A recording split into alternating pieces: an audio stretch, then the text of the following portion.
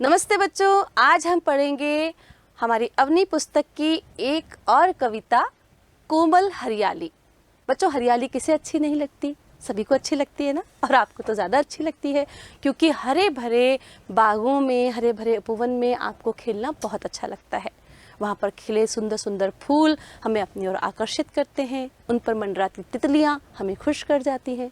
और कुछ बच्चे तो ऐसे होते हैं जो तितलियों को पकड़ने के लिए उनके पीछे भागते हैं, और कुछ शरारती बच्चे तो बच्चों जो फूल वहाँ पर खिले हुए होते हैं ना, उन्हें भी नोच डालते हैं। पर हमें ऐसा नहीं करना। चलिए देखते हैं आज की हमारी इस जो कवयित्री हैं सुमित्रा नंदन पंत, इन्होंने अपनी कविता में क्या लिखा है। कोमल हरियाली में इन्होंने सुंदर सुंदर खेतों, फसलों की बहुत सुंदर छटा जो है इस कविता में प्रस्तुत की है। हमारी जो धरती है शस्य श्यामला, शस्य श्यामला मतलब खूब सारे अनाज को उगाने वाली जो धरती है, उसकी शोभा यहाँ पर उन्होंने हमें बताई है। तो शुरू करते हैं पाठ। कोमल हरियाली। फैली खेतों में दूर तलक मखमल सी कोमल हरियाली, लिपटी जिससे रवि की किरणें चांदी की सी उजियाली। मतलब वो यहाँ पर एक खेत का वर्णन कर रही हैं। बच्चों, कवि जो होते हैं ना, जो साहित्यकार होते हैं, जो रचयिता होते हैं, उन्हें जो कुछ भी अपने सामने दिखता है वो उसको बड़ी खूबसूरती से देखते हैं।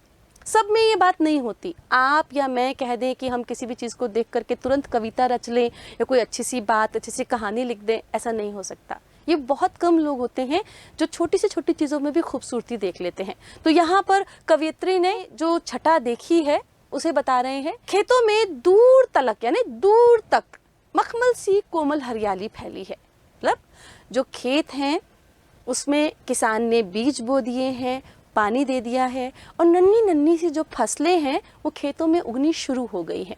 तो नन्ही नन्ही सी जो फसलें होती है ना, वो हरे हरे पत्ते उनके होते हैं। जब वो बढ़ती है तो उनमें एक सुनहरी आभा सी आ जाती है। पर यहाँ पर अभी हरियाली की बात कर रहे हैं तो फसलें अभी उगना शुरू हुई हैं, चारों तरफ हरियाली फैली हुई है।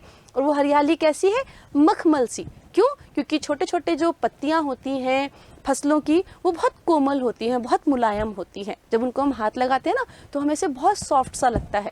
इसलिए वो कह रहे हैं कि खेतों में मखमल कोमल हरियाली फैली हुई है। कहाँ तक? दूर तक। जहाँ तक हमारी नज़र जाती है वहाँ तक पूरा खेत हरा ही हरा नज़र आता है।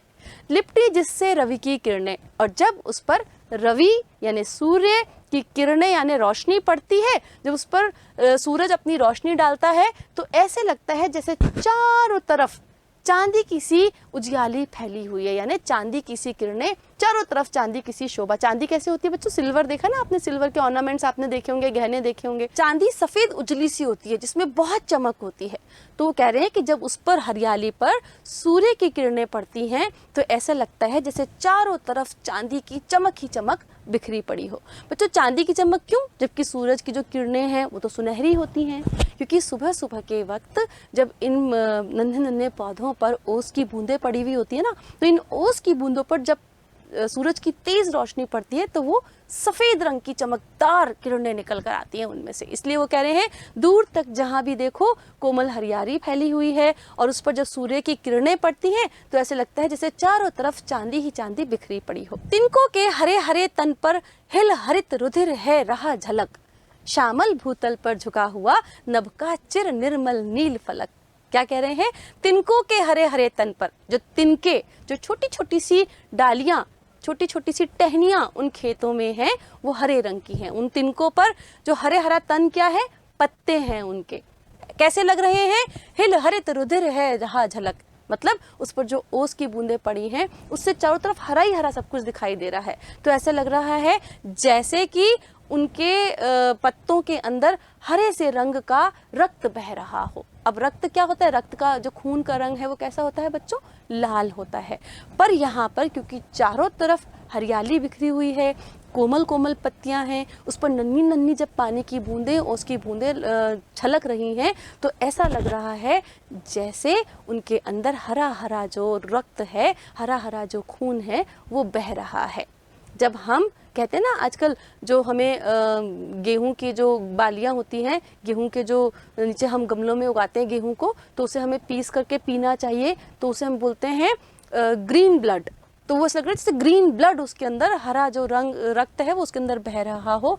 श्यामल भूतल पर झुका हुआ, श्यामल सांवले, धरती पर, भूतल मतलब हमारी धरती को यहाँ पर सांवला कहा गया है, श्यामल भूतल पर, सांवली धरती पर ऐसा लग रहा है जैसे नभ का चिर निर्मल नील फलक। क्या झुका हुआ है?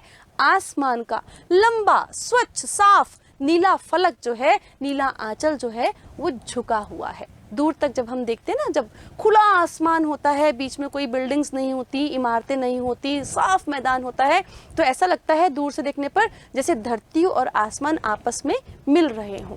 तो वो कह रहे हैं कि दूर तक देखने पर ऐसा लग रहा है जैसे हमारी सांवली धरती पर आकाश का स्वच्छ निर्मल शरीर पूरा ऐसे झुक रहा है। क्या कह रहे हैं वो? रोमांचित सी लगती वसुधा आई जो गेहूं में बाली, अरहर सनई सोने की किंकणियां हैं शोभाशाली। क्या कह रहे हैं कि अब धरती पर क्या हो रहा है, धीरे धीरे खेतों में जो गेहूं और जौ की फसल उगी हुई है उसमें बालियां आने लगी हैं। बालियां मतलब जो गेहूं के, जहाँ गेहूं उगती है ना उसको, जैसे मक्के के भुट्टे होते हैं, जौ बाजरा के भुट्टे होते हैं ना छोटे छोटे से, तो ऐसे ही गेहूं की बालियां होती हैं बच्चों, भुट्टे नहीं होते, फली सी निकलती है उसमें।